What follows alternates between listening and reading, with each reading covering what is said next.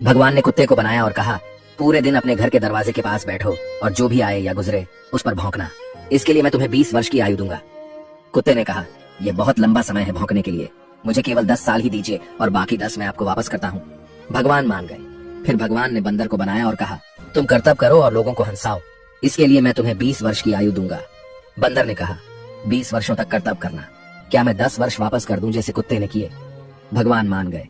इसके बाद भगवान ने गाय को बनाया और कहा, तुम्हें हर दिन किसान के साथ खेत में जाना है, उसका हाथ बटाना है और किसान के परिवार को दूध देना है, इसके लिए मैं तुम्हें 60 वर्ष की आयु दूंगा।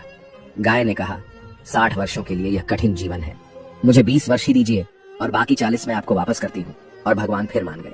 फिर भगवान ने मनुष्य को बनाया और कहा, खाओ, सो, खेलो, शादी करो और अपने जीवन का आनंद लो, इसके लिए मैं तुम्हें 20 वर्ष की आयु दूंगा। लेकिन मनुष्य ने कहा, केवल 20 वर्ष?